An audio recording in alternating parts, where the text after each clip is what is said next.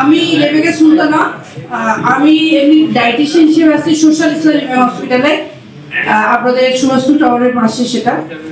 এবং আমি পুষ্টি ফাউন্ডেশনের জেনারেল সেক্রেটারি হিসেবে আছি।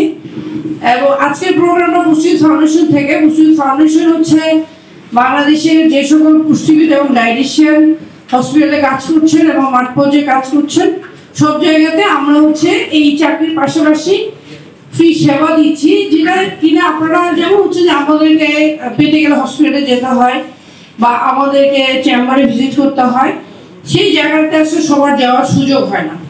আমরা জানি যে জন্ম থেকে মৃত্যু পর্যন্ত আসলে আমাদের খাবারের বিষয়টা কিন্তু গুরুত্বপূর্ণ, তাই না? আমরা মনে করি যে পেট ভরছে, আমরা খাচ্ছি, খাওয়াটা পেট ভরে গেলে হয়ে গেল। আসলে কি তাই? প্রতিটা মানুষের জন্ম থেকে মৃত্যুর পর, অর্থাৎ পেটে যখন বাচ্চা থাকছে তখনও কিন্তু মার প্রপার নিউট্রিশনটা দরকার হচ্ছে।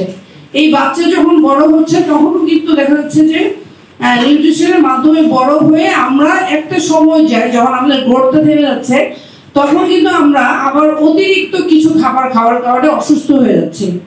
তো আগে বলা হতো যে 40 বছরের পরে বোধহয় প্রেশার ডায়াবেটিসের একটা ঝুঁকি থাকে, কিন্তু আপনারা দেখে থাকবেন যে আমাদের জেলাগুলোতে কিন্তু এখন খুব উঠতি বয়সের ছেলেরা বা মেয়েরা হঠাৎ করে স্ট্রোকের ঝুঁকিতে চলে যাচ্ছে বা ডায়াবেটিস হচ্ছে। এটার কারণ হচ্ছে যে আমরা আগের মতো আমাদের অ্যাক্টিভিটিস নাই, হাঁটাচলা নাই, বা আমরা যা খাচ্ছি না বুঝে খাচ্ছি, এবং যতটুকু খাচ্ছি সেটা বার্ন করছে না। আমরা সারাদিন বসে বসে থাকছি, কাজ করতেছি বসে। আগে যেমন মানুষ সাইকেল চালাতো বা দৌড়াতো, খেলতো, এই বিষয়গুলো আসলে এখনকার বাচ্চাদের মধ্যেও নাই।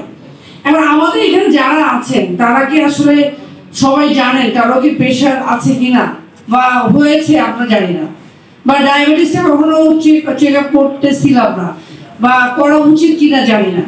ইদানিং কিডনি সমস্যা অনেক বেশি, সবচেয়ে বেশি সমস্যা যেটা হচ্ছে সেটা হচ্ছে কিডনি সমস্যা। সব জায়গাতে কিন্তু রুগী আমরা বেশি পাচ্ছি, যার ফলে যে একটা যদি 3 মাস বা 6 মাস পরে একটা চেক আপ করে নেওয়া হয়, একটা হয় সচেতনতা বৃদ্ধি, আরেকটা হচ্ছে যে কিভাবে আসলে আমরা সুস্থ থাকতে পারি। প্রথম কথা হচ্ছে যে আমরা কি খাচ্ছি, কতটুকু খাচ্ছি, আমাদের পরিপূর্ণ পুষ্টি হচ্ছে কিনা, যখন রোগটা হচ্ছে সেই রোগ অনুযায়ী খাবারটা ঠিক মতো নিতে পারতেছি।